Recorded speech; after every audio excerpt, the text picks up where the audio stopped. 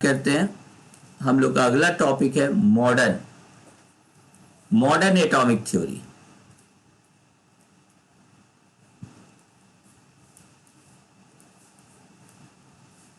Modern atomic theory modern atomic theory को बताने से पहले एक बार फिर से कहानी सुनाते हैं जो अभी हम आप लोगों को सुनाए। हम क्या बोले कि डाल्टन्स का जो दिया एटॉमिक थ्योरी लगभग 100 साल तक कोई उसको काट नहीं पाया। बट जब 19th सेंचुरी एंड करने लगा और एक तरह से कहो 20th सेंचुरी का स्टार्ट होने लगा, तो वहां पर आगे साइंटिस्ट का नाम था J Thomson, Niels Bohr, Chadwick. वो लोग क्या बताया, एटम के अंदर का स्ट्रक्चर वगैरह के बारे में बात करने लगा। ठीक है। अब बात करने के बाद बोला डाल्टन्स के एटॉमिक थ्योरी में तो गड़बड़ी है, चलो उसको सुधारा जाए। तब जो बन के आया वो था मॉडर्न एटॉमिक थ्योरी, जिसमें सबसे पहला हम लोग लिखने जा रहे हैं कि एटम को ये बोल रहा था कि इनडिविजिबल है, but atom is no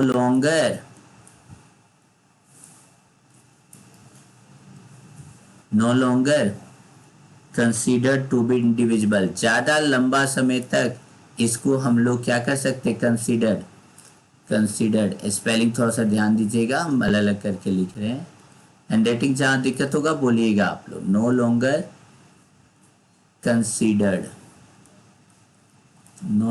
considered to be indivisible. ठीक है। कैसे पता चला, यहां पे लोग फाइंड किया क्या कि एटम इज कंपोज्ड ऑफ, ये लोग क्या जे थॉमसन ये सब था ना, एटम इज कंपोज्ड ऑफ सब एटॉमिक पार्टिकल्स, कंपोज्ड ऑफ सब एटॉमिक पार्टिकल्स। आ गया यहां पर कौन सा भैया बताओ, कौन कौन था सब atomic particles, electron, protons and neutrons. तो पहला तो यहीं पर हो गया, इसको इंप्रूव कर दिया। मतलब एटम्स इनडिविजिबल नहीं है, एटम्स डिविजिबल है क्योंकि उसके अंदर इलेक्ट्रॉन, प्रोटॉन और न्यूट्रॉन भी मौजूद है। तो पहला हो गया मॉडर्न एटॉमिक थ्योरी का पहला पार्ट। डाल्टन क्या बोला था, atoms of same element have same properties. लेकिन ये क्या हो गया, मॉडर्न एटॉमिक थ्योरी में क्या कहा गया ना, ऐसा नहीं होगा। Atoms of the same element, same properties सारे रिस्पेक्ट में नहीं हो, कुछ प्रॉपर्टी मिलेगा इन सारा नहीं। Atoms of the same element, atoms of the same element may not be similar, देख लो ये क्या बोल दिया, वो बोला था सिमिलर होगा भैया, ये क्या बोल इन ऑल रिस्पेक्ट्स। बोलेंगे सर कैसे, चलो इसको भी देखते हैं। यहां पर आइसोटॉप्स सुने थे, आइसोटॉप्स आप लोग पढ़े होंगे अजीत। आइसोटॉप्स संभारिक समस्थानिक हिंदी होता है। आइसोटॉप्स क्या होता है, नहीं बोलो, आइसोटॉप्स याद है सभी को, बोलो। Atoms of the same element, atoms of the same element, एक ही एलिमेंट का एटम है, बट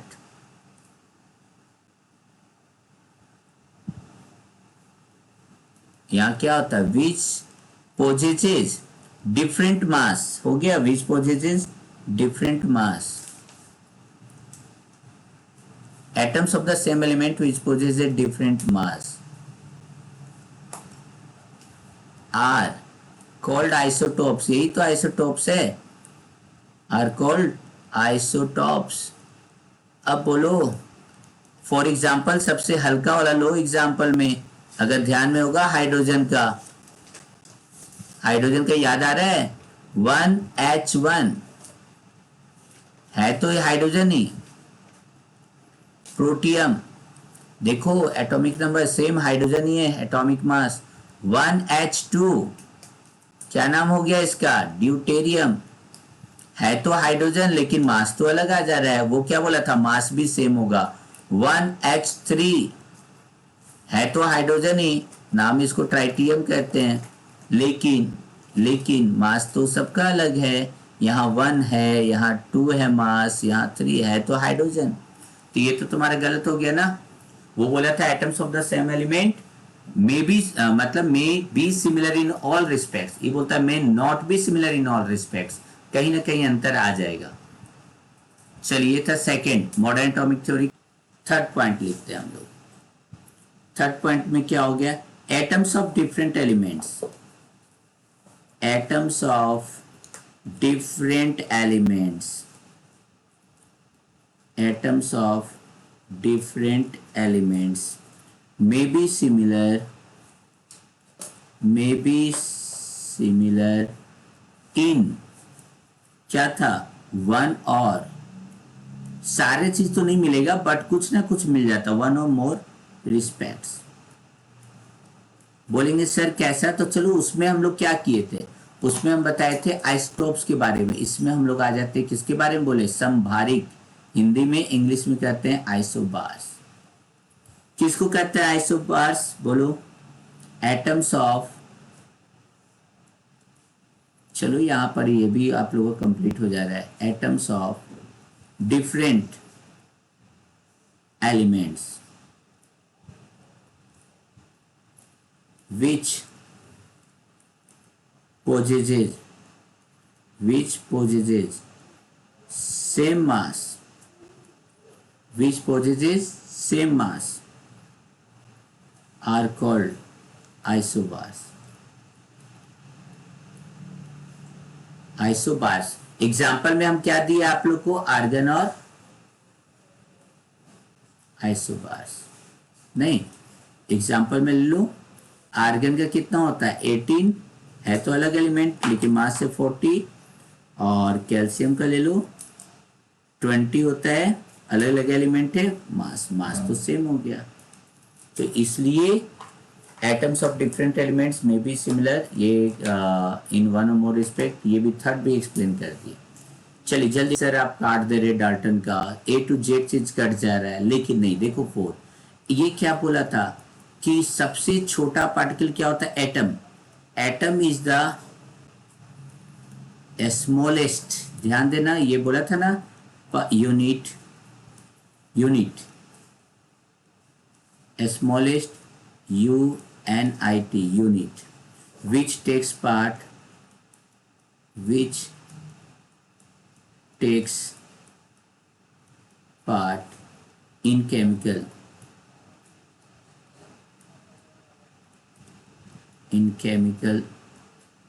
reactions। ये बात भी, ये भी बोला, ठीक है। एटम में हालांकि क्या है, एटम इज कंपोज्ड ऑफ सब atomic particles, electron proton neutron, लेकिन आज भी याद रखना रिएक्शन में जब भी पार्टिसिपेट करता है कौन करता है, atom is the smallest unit which takes part in a chemical reaction. ये बात आपका सही हो गया। जो हम लोग बोले थे कि देखो यहाँ पर एक एलिमेंट का मतलब एटम को हम लोग चाहे तो दूसरे एलिमेंट के एटम में चेंज कर सकते हैं, नहीं, इलेक्ट्रॉन देकर, प्रोटॉन मतलब इलेक्ट्रॉन लेकर देकर, जो भी होता है, एक एलिमेंट को दूसरे एलिमेंट में कन्वर्ट किया जा सकता है, जिसको हम लोग कहते हैं ट्रांसम्यूटेशन। क्या कहते हैं, ट्रांसम्यूटेशन। तो लिखिए यहां पर एटम्स ऑफ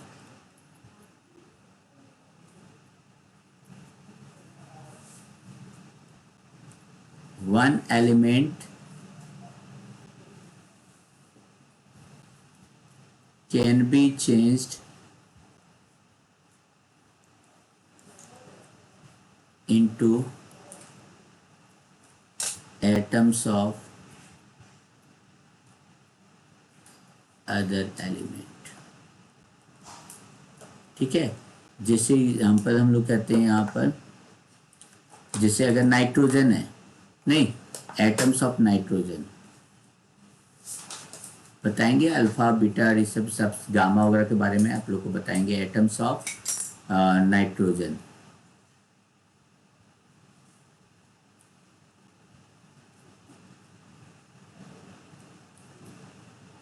इसको हम लोग चेंज करते, can be change into oxygen.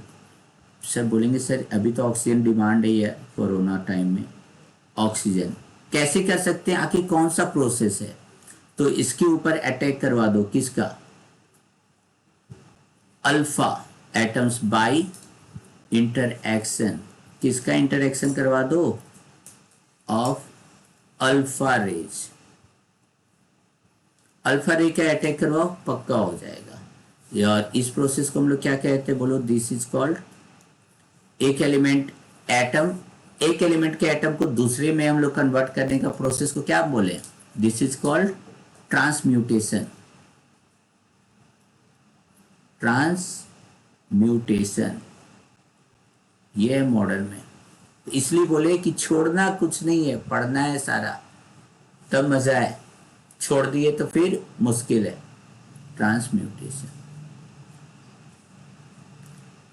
और एक और पढ़ लेते हैं यहां पर, the mass of atom can be changed into energy.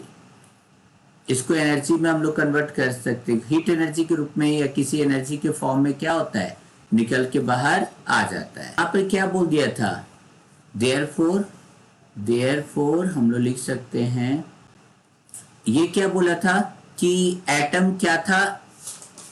Therefore atom क्या था? इनडिस्ट्रक्टेबल बोला था। Atom is not indestructible. उसको हम लोग चेंज तो कर दिए, डिस्ट्रक्ट तो कर ही दिए यार, खत्म कर दिए, उसको कन्वर्ट कर दिए इनडिस्ट्रक्टेबल, वो बोला था ना। लेकिन यहां पर हम लोग, ठीक है, उसको इनडिस्ट्रक्टेबल हो गया। कैसे बोलेंगे सर? ये आपको कैसे पता चला? देखो, एक इक्वेशन होता है E इक्वल टू mc²। ये आप लोग नाम सुने होंगे, इसको हम लोग कहते हैं आइंस्टीन इक्वेशन। क्या बोलते हैं इसको? आइंस्टीन। ये आइंस्टीन महोदय ने दिया था।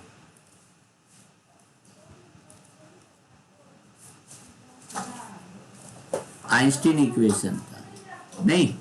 इसमें क्या हो गया? मास, देखो मास, E हो गया एनर्जी, मास एंड, इस इक्वेशन से साफ पता चलता है कि ये दोनों एक दूसरे में कन्वर्ट हो सकते हैं। मास एंड एनर्जी आर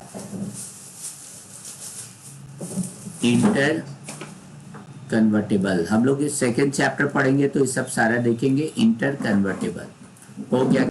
एक पॉइंट और, बस एक पॉइंट और लिखते हैं यहाँ पर।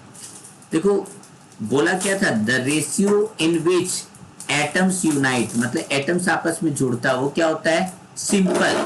क्या होता है? सिंपल। ठीक है, लेकिन ये बोलता है नहीं, सिंपल नहीं होगा। देखो क्या बोलता है? द रेशियो, जैसे हाइड्रोजन और ऑक्सीजन जुड़ा भैया, 2:2 जो भी रहता है, जो भी रहता है आपका, हाइड्रोजन है H2O + O2, नहीं H2O ऐसा रहता है, ठीक है, सिंपल में रहता है। लेकिन मेरा कहना है यहाँ पर द रेशियो, माँ आवाज नहीं कीजिए, the ratio in which atoms unite, आपस में एटम जुड़ते ना, मे बी फिक्स्ड, वो फिक्स होगा क्या भैया? ये रेशियो में जुड़ेगा, मे बी फिक्स्ड, ठीक है, and integral, may be fixed and integral, and integral. लेकिन सिंपल नहीं कहिएगा, but may not B simple. लेकिन सिंपल रहे, एकदम 1 और 2 और 3 वाला दिखे, ये कहना गलत होगा। बोलेंगे सर कैसे? तो चलिए देखते हैं। यहाँ पर आप लोग देखा होगा C12H22O11, ठीक है। रेशियो बताओ इसमें, ratio of carbon, hydrogen and oxygen is कितना हो गया? 12:22:11। कहां से सिंपल है? Which is not simple. काफी ज्यादा देख रहे हो कितना बड़ा में आ गया, विच इज नॉट सिंपल। तो ये था आपका टोटल मॉडर्न एटॉमिक